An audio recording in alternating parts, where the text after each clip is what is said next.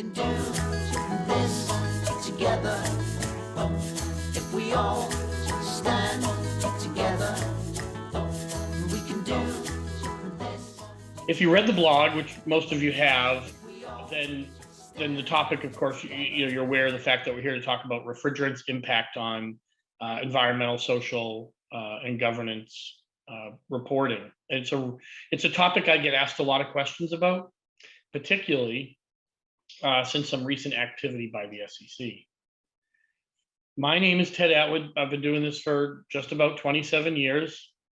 I'm joined today by a couple of other refrigerant geeks. By the way, if you're on this call, you're officially a refrigerant geek. But two of the TrakRef refrigerant geeks, one is Steve Ehrlich. He's been doing it for nearly 40 years, and newest member of the team is Ray Bouchard. And I didn't see any of our other team people on here, but if they're out there and you drop a question in, you'll get an answer either from me or from them throughout the call. This call should go pretty quick if there's not a lot of questions, so I hope people ask questions. The topic is very simple, but it's amazing to me how complicated it can be when you actually go to deploy it. Now, recently, the SEC in March put together a team of people to review ESG records. And the reason for that is shareholders throughout the world are asking for oversight on these records. There's been a lot of greenwashing, or the assumption of greenwashing, or there's been some very beneficial numbers out there. And it's really very hard to validate them. Now, in the blog, we talked about some of the hurdles and challenges in this space.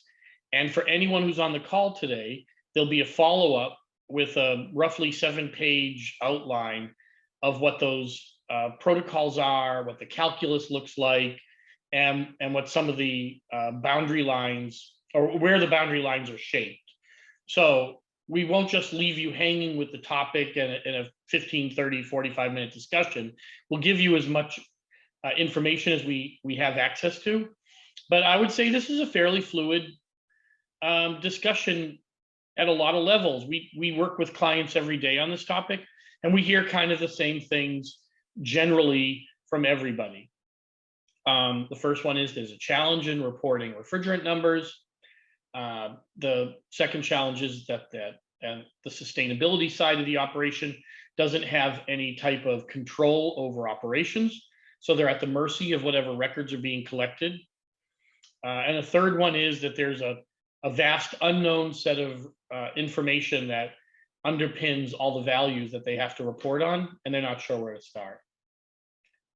Does anyone have any questions about this task force so far from the SEC? Okay. Hold on. We got one question. Let's take a look. ESG stands for environmental, social, and governance. These are your off-balance sheet items.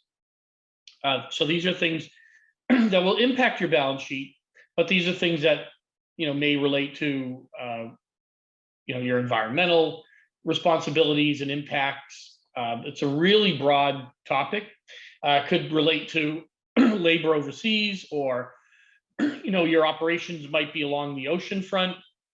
And as climate change continues to evolve, sea levels rise, and as a result, you want to report that to your shareholders, how you're handling those type of risks.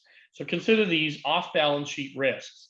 Typically, these records are reported by either the CFO in many cases these days, and because that's the group that we seem to be working with more and more, but usually through, in our case specifically, a chief sustainability officer. Ray, do you want to add anything to that? Not good for now. All right. This is Ray's first call, so he doesn't realize this is completely open. All right, why refrigerants? Well, refrigerants are pretty important. Recently, the IPCC on August 6th, I believe it was, released their AR6 report.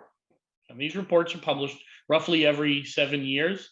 since 1980, sometime in the late 80s anyways. And I thought I'd share here with you some really important regularly used refrigerants. And you'll see over here, the GWP, the 100-year GWP, which is the one that we're going to use for our reports when we're publishing our ESG records, because that's the most universally accepted number. Pretty high. This is a very popular refrigerant, 404, 3,936 times greater than CO2. R22, which is still very popular and very much in use throughout the industry, 1,760. And the numbers speak for themselves, but the significance you should feel from these numbers are that although these are the 100-year numbers, all of these materials are referred to as short-lived climate pollutants, which means many of them do not last for 100 years. So they may only last 30 or 50 or 20 or 5. And so stretching out its GWP to the 100-year mark may make sense for reporting purposes, but it does not represent the actual carbon impact from the materials. For instance, two of the newer generation refrigerants are 448 and 449, which on the 100-year scale are at roughly 1,300 times CO2. When you condense those to the 20-year CO2 impact number, IPCC published, and they are the authority on this topic, 3,300. And it's largely been considered that 1,500 is the threshold number where most states feel comfortable when they're writing regulations. And so if those states were to adjust the requirement to the 20-year threshold instead of the 100-year, only R123 would pass. And the irony to that is R123 is an HCFC. So it actually has ozone depleting potential. Anyways, these numbers are pretty significant. And this is why we have to be very careful when we're reporting under our scope 1 emissions for refrigerants. Does anyone have any questions about that? All right. I put them in red. You can't miss them. These will be in the report that we share with everybody when this is all done. All right, for those of you who don't know, there are 3 types of emissions that you're going to report on if you're filing your ESG records. And refrigerants fall under scope 1. Scope 2 and scope 3 speak for themselves, but scope 1 emissions related to refrigerants are specifically targeted under the wording at the bottom of the slide. Traditionally, this space is reporting the energy numbers. That's the biggest number that you're going to see in most operations, but and as well as vehicles that are owned or managed. But energy is going to be first. Refrigerants are a really significant number when you get down to the reporting, because most entities struggle with getting their emission numbers because they're relying heavily on documentation from operations to get the information out of. And in our analysis, it's been really difficult to get that information accurate. So what we've seen companies often do at the beginning of our relationship or the beginning of their engagement with this process is actually to estimate emissions. And we see really low estimated emission numbers. And I want to caution anybody about underestimating their refrigerant emissions, because the EPA estimates leak rates at 25% of installed capacity throughout the US.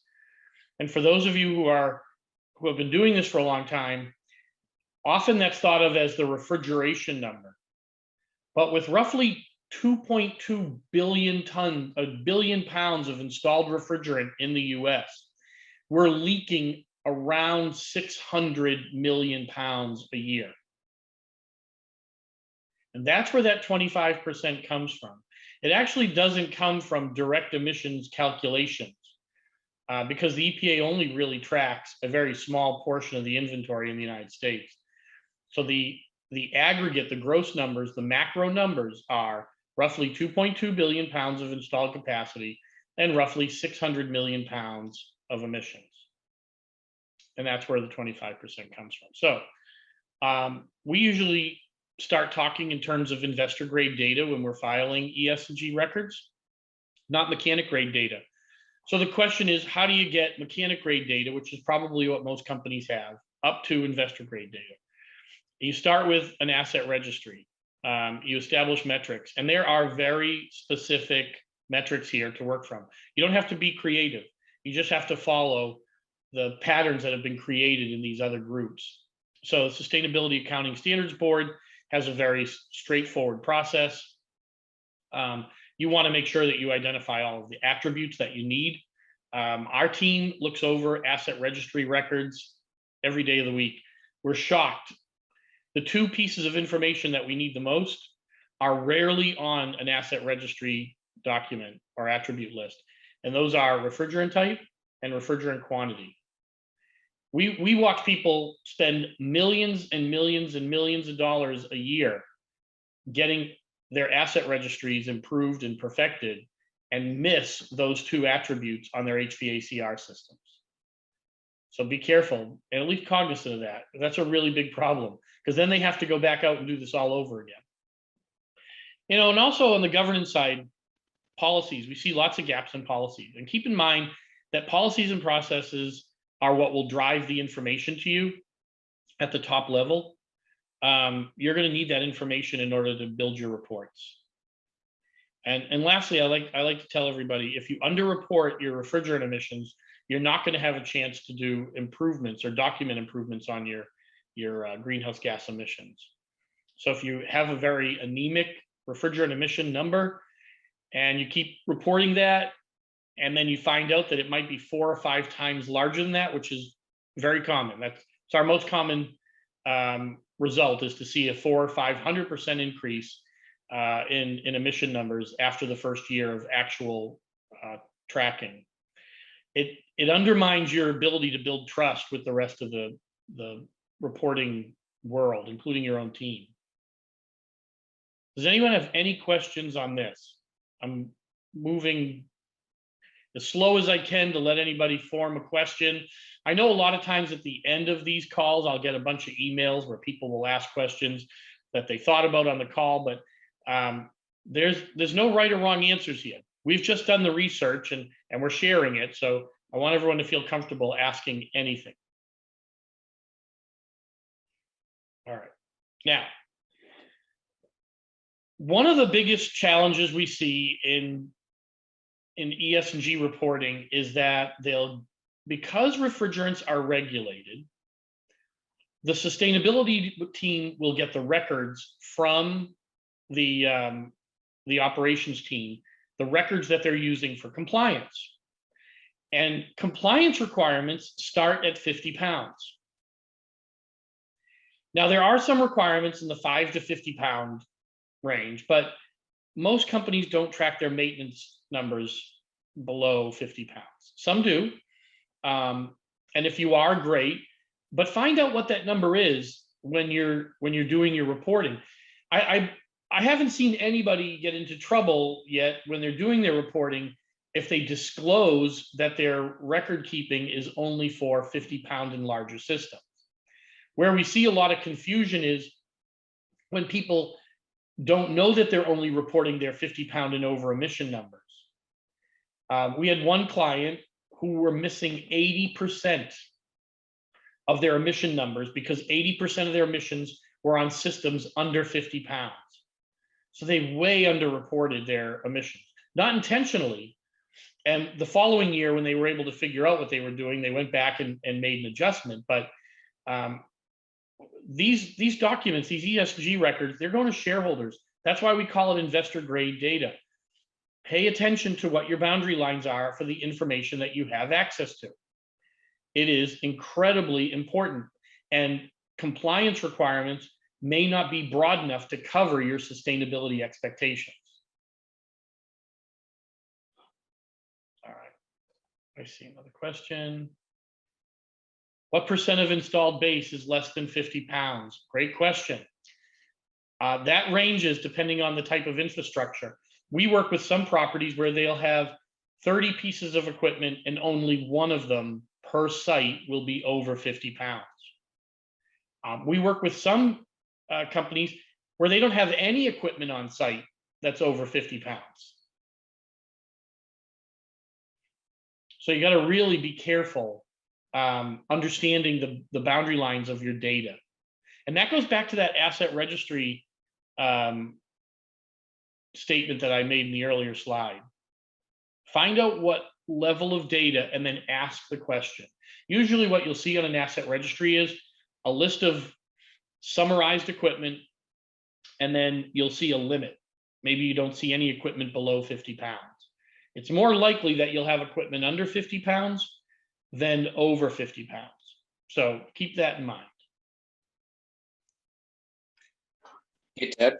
Yep. There was a EPA case filed around 2001, 2002. Major university in Northern California had 28,000 pounds of R22 they purchased in 3 years. That was turned in as part of the investigation.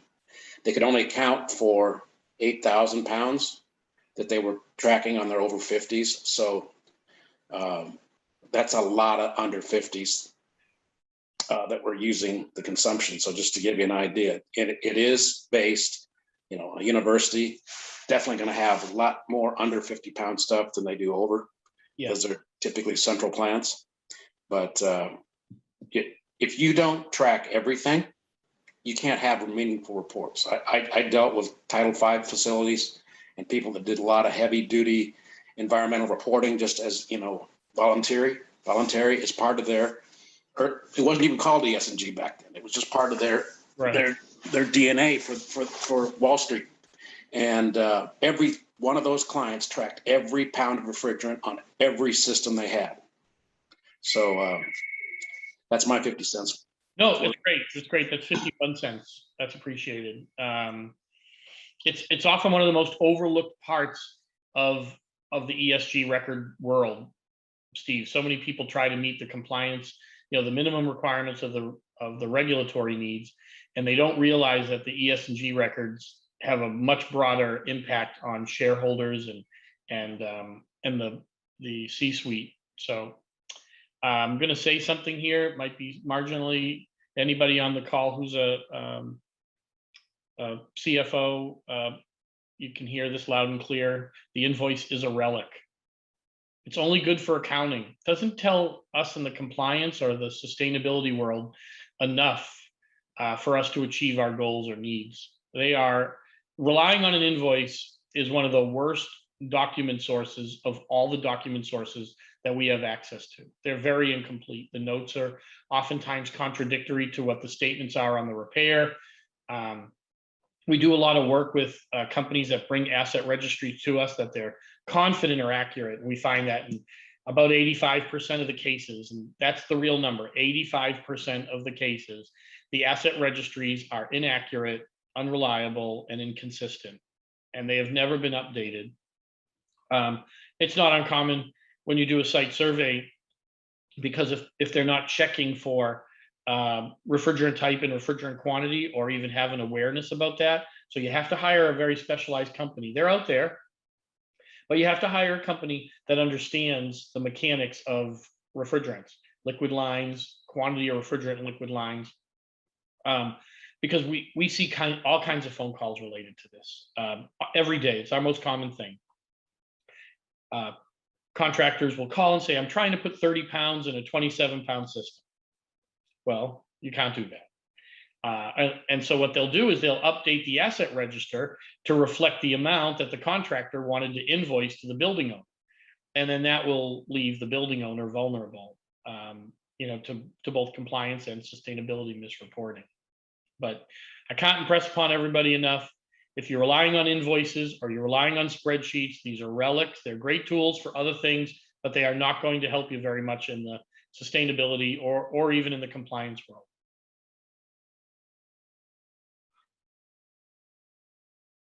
All right. This usually surprises people. I can give you any number of metrics to compare refrigerant management to, anything. Airplane emissions from passenger travel, solar, wind, none of them compare to refrigerant emissions, none of them. The aggregate of refrigerant management emissions impact on climate is greater than any other aspect of the climate world. And these are not my words. This is from Project Drawdown. Project Drawdown made an adjustment to this where they broke this into two categories, energy and refrigerant emissions, and it's still the largest. It's number, I believe, 2 and 4. And when you combine them back together again, they're number 1. And the numbers are going up, not down. So refrigerant emissions, we continue to build our installed base and we continue to vent it. This is electric vehicles impact in gigatons of CO2 versus refrigerant management. So it's fairly significant, and you should find it somewhat shocking. So if you haven't been contributing these numbers to the ESG records, or you've been estimating them, we like to start with this when we have our first discussion with teams, because it sends the signal that when we're done with this report, it's not going to be as low as you might think it will be. It's always much higher because everybody has been underestimating refrigerant emissions for decades. All right, any questions on this? Guys, you've been too easy today. It's the last slide. If the information is not credible or fails to be effective, it's not going to have any value, just like Steve said. And the teams that know that there's no value to this information will continue to undermine the success or visibility to these as time goes. You really need a very close twin in the sustainability world to what's actually happening in operations. And it will surprise you. It should surprise you. And there are ways to handle and manage it, but when it comes to reporting and record keeping,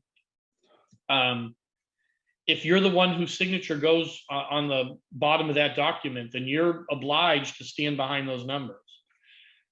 Let's see, Francis asked a question. If this is an SEC obligation for shareholders, it does not cover NFP or government-owned buildings. No, it does not. You're correct, Francis. However, what does cover those buildings are something else called the social cost of carbon. So each building, each facility that's managed by the government, could be a military base, could just be an office building. They have to report their emissions and the social cost of that carbon related to that. So particularly in the case of refrigerants, it's $51 a ton right now.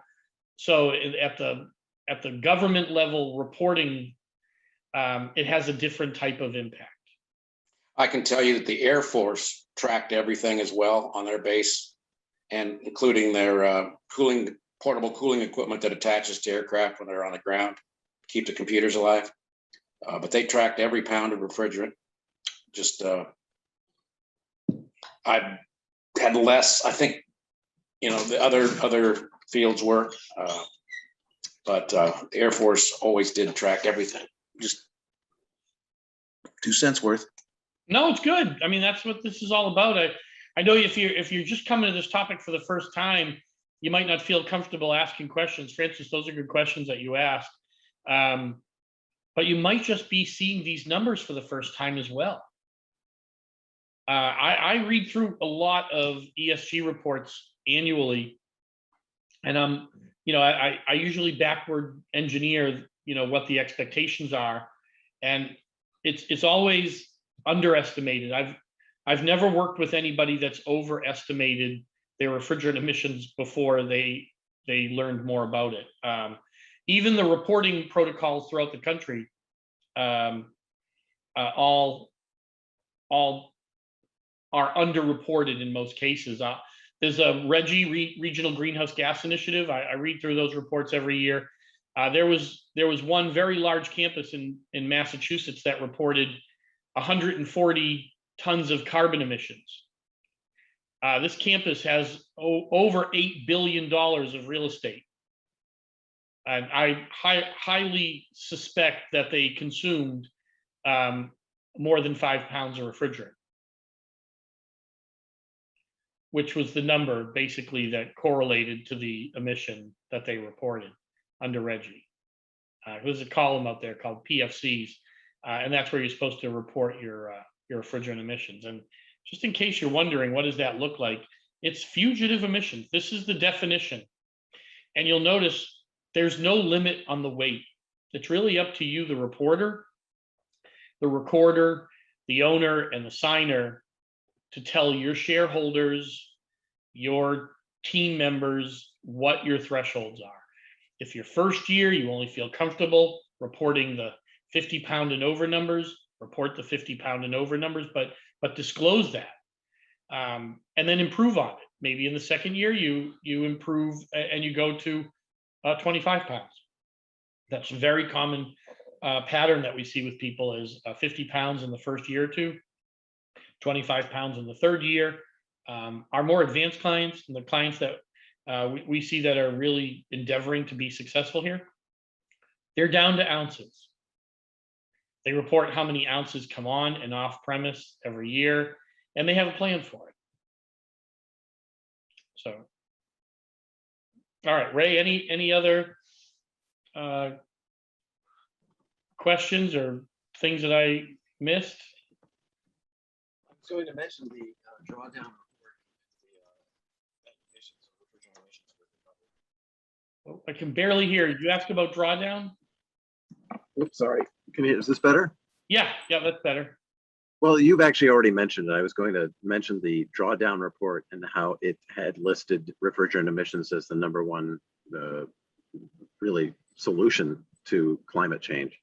That was if anybody has not seen that report and that specific outcome, it's an eye opener. Yeah, and it like I said, the numbers usually surprise people. I was surprised by this year's IPCC numbers as well. Let's go back up to those. But they do tell a story. Now we only have to worry about the 100-year numbers for reporting purposes, but for actual impact, the numbers are far higher and more significant. Francis, you asked a question about which report, or for a report, which report would you be looking for? Is this the IPCC's report or the Project Drawdown report?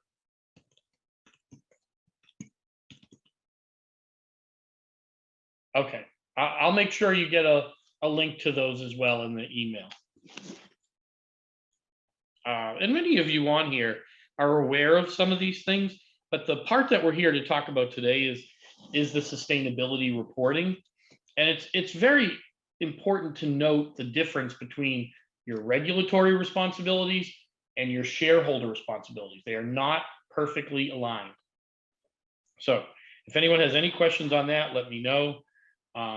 In the report that we share out with you, it's our aggregation of all these different standards and protocols along with the calculus, and it's all in one place. So I hope you'll find it useful. All right, let's see. There was a question from Francis about the total installed base in the United States. Ever since the regulations came out in '93 to enforce refrigerant compliance on building owners, manufacturers have, through better engineered the full charge of packaged equipment down to below 50-pound levels. So it used to be a 25-ton system. You could have a 20-ton system that was right under 50 pounds charge for the whole thing. Now they're up in the 60-pound range. So you can have a 60-ton system that has all under 50-pound circuits. So to answer your question, the industry has engineered a lot of these, and they're big pieces of equipment, but they're running with charges less than 50 pounds in an independent circuit. So it's a substantial amount of equipment we're seeing grocery stores go to under 50-pound stuff too, with the loops to try to minimize the large charges that they have. So it's constantly changing and evolving. It's kind of like they're eluding the regulatory requirements. So it's a strange time in the industry. We're trying to lower GWP and emissions, yet we're re-engineering equipment to provide the same level of cold chain, but with under 50-pound charges, which is like circumventing regulatory oversight. But 2 cents worth. Keep saying 2, you're up to 57 now. Yeah, and so from an aggregate number, from a macro perspective, AHRI believes that the addition to the installed base annually is somewhere in the 70 to 85 million pound range. We produce, import, consume north of 650 million pounds. We're not sure how much of those numbers goes into inventory. So surplus inventory that gets held for future use, but the numbers are fairly significant. We know that the numbers north of 2.2 billion for installed capacity in the US. We think the number's relatively the same for Europe. I read through a lot of these reports, and they're very hard to pin down specifics. But to say that we're over 2.2 billion pounds, I feel like that's a safe number. If anyone on the call has a different number that they feel comfortable with, share it. But at the same time, the consumption numbers are accurate that I gave you, and EPA in 2019 under Secretary Wheeler acknowledged that or Administrator Wheeler, that 100% of refrigerants produced are eventually emitted. It took a long time for EPA to document that or say it in writing, and it was part of the HCFC 123 allocation report, which I can share with anybody that wants to see it or doesn't have access to it. But the reason that's so important is if we're producing and consuming, or producing and bringing into the United States 650 million pounds, roughly 50, let's say 70 to 85 million of those pounds by AHRI numbers are going into new equipment. And we are taking some equipment out of service. The assumption is that we're growing our installed base by those numbers, the 70 to 85 million pounds. Even though they are smaller charges, there are more of them as well. And there's a lot more equipment going in place like data centers, specialized medical care. Those are 2 very heavy growth industry areas for comfort cooling in particular. And then if we attribute, you can see that, the tonnage on these, depending on how you look at the tonnage, we make the assumption that it's roughly one ton per pound, which is inaccurate if we're using R22, but it's really close to accurate if we're using 410 and the 100-year mark, the 100-year number. But if we're using the 20-year number, then we're way underestimating that. The AR5 report was the first year that IPCC published a 20-year value. These GWPs of 100 years are the AR4 vintage numbers. And if that's too sausagey, I'm happy to drill back through that. All right, we have another question. Do you think that companies that produce these refrigerants were aware of the danger to the damage to our planet? Well, the answer is partially yes, but they were constrained on what they had access to, because through the 90s and 2000s, we had no treaty in the United States to guide the chemical companies to produce other things. So although it's ugly, we knew by Kyoto the impact from refrigerants on climate. We were well aware of that. And the 90s were a very heavy year of research, but because the US hadn't adopted any regulatory requirements, there were not many options for these chemical companies, because the equipment manufacturers, the chemical companies, and the industry had to come together on a solution. And that's why the AIM Act that just got passed this last December is so important. But from a sustainability perspective, everybody's had eyes on these numbers for the last 20 years. Let's see, I got a question, says it might be a little clumsy. America's a global leader in leaking methane because we have the most wells, interstate pipelines. What percentage would we have of all refrigerant gases globally? Well, actually, that's a great question. I don't know the answer, but I'm going to guess 10 to 20% of all global emissions on refrigerants are originating in the US. And that's just based on our share of the market. You know, China's a pretty big consumer now themselves. They have newer equipment. Europe would be similar to us in vintaging of equipment. And the same thing goes for South and Central America. They would have similar vintage issues, smaller consumption numbers, but you know, percentage-wise, I'd say somewhere in the 10 to 20% range.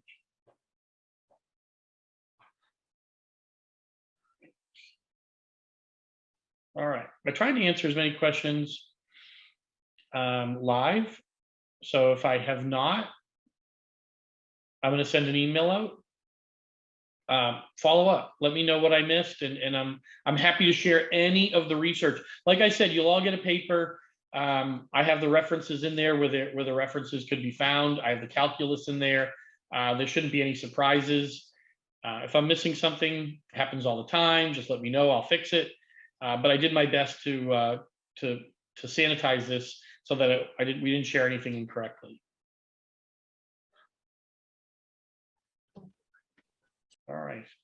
Anybody else? All right, I'm clicking through. I think I got everything. Everybody, I really appreciate the time. You know, we feel here at TrakRef that refrigerant emissions leaks are a huge problem that can be solved. You know, we join as many groups as we can to help provide support. If anyone knows of a group that's looking for support, that's how I met Francis, who's asked some great questions on this call. And I'm going to give a little shout out to Francis. He runs a group called Pollution Detectives, and he will loan out leak detectors to help you empower your team or your student groups to find leaks in the environment where they're working or you know, participating. And yes, Joe, there will be an email and a packet that goes out to everybody. Ted, just one thing. Yep. I know the SEC only started with this requirement in March of this year. Has there, they probably haven't taken anybody to task yet on it. Is there any word yet as to what the ramifications may be of different levels of either not reporting or other violations? Well, I mean, if you look at, I think we have some big examples of greenwashing. Volkswagen, you know, that's the biggest one that jumps to mind right away. Look what it did to Volkswagen shares. Now, maybe refrigerant emissions don't seem as important, but if you look at the total overall impact that refrigerants have versus electric cars, it's a big number. If you're found to be lying about, you know, a number, depending on the size of that number, it will hurt the bottom line a lot worse than any regulatory fine might hurt the bottom line. I'm always amazed at how companies will look to the left or right when they get a regulatory fine and pay it as an expense. But when shareholders take an active interest in what you're doing and how you're reporting and what your emissions are, it will have a far more lasting impact on the bottom line. If you look at, you know, before this happened, any company, shareholder company, if they got an EPA violation for refrigerants, had to report that to the SEC. And I know over the years, the companies I worked with, there was a blip in their stock prices for a while. It undermined investor, you know, confidence in the management team, and people lost their jobs. So going downhill. And so it was, luckily that was one of the things that kept me in business over the years as a consultant for this. But when you're running scared and people are getting fired, you have people listening and acting, and great things happen with their programs. Everybody's working together. It's companies where, you know, you're not all focused on the same end game. We got to get this information, we got to get it right, and we got to get it as easy as possible, but we need to be as accurate as possible. So that's where refrigerant management comes in. But that's my 2 cents worth again. It'll be the same thing with this thing. And I think the shareholder is the one that asked for it. Said, hey, we're investing. There's people that invest in green companies or companies that are going to make a social change. And if they find out it's all smoke and mirrors, that money's going to go somewhere else. So that's my 2 cents. 2 more. Excellent. Thank you. All right, guys, thank you. Of course, you know, we'll save the recording from today and we'll share the document. We're really grateful that you guys took the time to listen. Makes the process feel more worthwhile. Spread the word, and we'll look forward to seeing you guys all in a few weeks. So how's about we talk about those HFCs? Just read the facts if you don't believe me. Watch your leakage, disposal and recycle, it's key. Cause we can do this together if we all stand together.